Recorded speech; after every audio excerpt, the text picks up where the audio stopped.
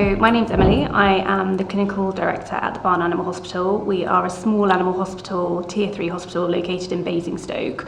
We currently have 6.5 vets and 14 registered nurses and a kennel assistant. The practice has been open for 20 years. We are currently looking to expand because we are becoming limited for space with the growth of the business. So at the barn we do offer a large number of appointments, approximately 120 a day. We currently operate on a 10-minute consulting time due to space limitations. Approximately 40% of our consultations are cats. If we need longer appointments, we are more than happy to book those in. So for blood pressure, 20 minutes, more complicated cases will have 20 minutes. We offer nurse clinics twice a week, and they tend to see older animals, blood pressure checks, second vaccines, worming and flea treatment. So we do try to push blood pressure a lot with our feline clients. Generally we would try to suggest that everything has a blood pressure check once a year. However, often there is a little bit of difficulty with clients believing that a healthy cat should have its blood pressure checked when it's under 8. We suggest from 7 that they definitely have them once a year, and over 11 or 12 twice a year. We do 3 monthly blood pressure checks on any animal that has chronic kidney disease, hypothyroidism, diabetes, or any evidence of any target organ damage, and they are either done by a vet in a 20-minute appointment or by a nurse in a nurse clinic. We generally tend to use a Doppler. We have multiple available throughout the practice, both for anaesthetised animals and for consultations or nurse clinics. We find this the most accurate and easily reproducible method of attaining a blood pressure reading. We do have a practice protocol that has been created actually using the ISFM guidelines. So we generally like to ensure that we have an appropriate amount of time for a cat to come in and relax. It's very important to acclimatise. All nurses and vets are aware that we are to use appropriately sized cuffs, to use a forelimb, to always note which leg you've taken it from, the temperament of the animal, etc. But we do find with cats it is very temperament orientated. How are you going to get your reading? Are you able to do it in a consultation? Is it better in the cattery? Is it better with the client? So we try to reduce stress from the moment that the cat comes into the practice.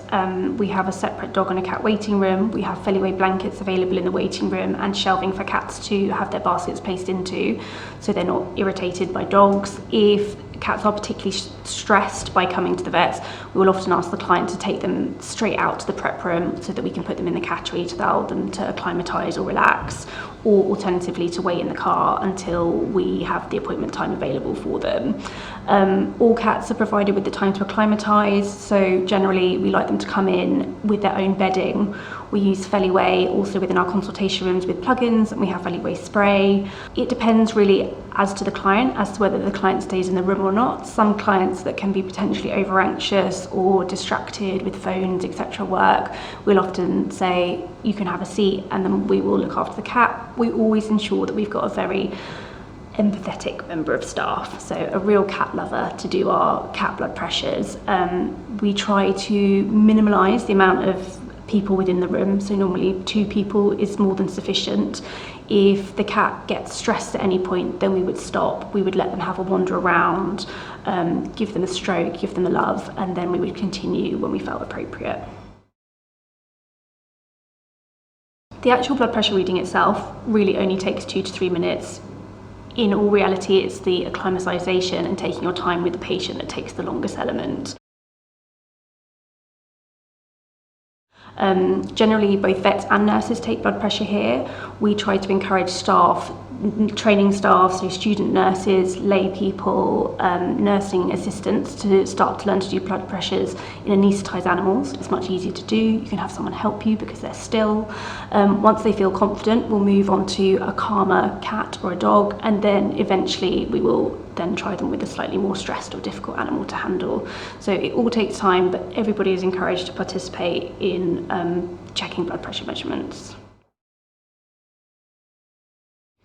I truly think that we all think it takes too long when we start to do something, but getting used to the process, training your staff, you will simply realise that it literally takes moments to do, and it provides you with an absolute wealth of information. Most hypertensive cats you won't recognise unless you check their blood pressure. So what I would suggest is get the whole team going. Really, if you're finding that your readings aren't accurate, check your cuff size. That tends to be the most common problem. Ask somebody that's slightly better than you to have a go and check the reading as well. And that really tends to iron out our problems in practice. I think that the majority of owners tend to actually be quite receptive to measuring blood pressure. Hypertension is a very common problem in human medicine. They can often recognise how dramatic some of the issues caused by hypertension can be, such as retinal damage. So generally they are very keen, and then we just incorporate as part of our old age animal health checks or chronic disease checks, then yeah, they are very receptive. I think probably 50 to 60% of the time they tend to see a positive response.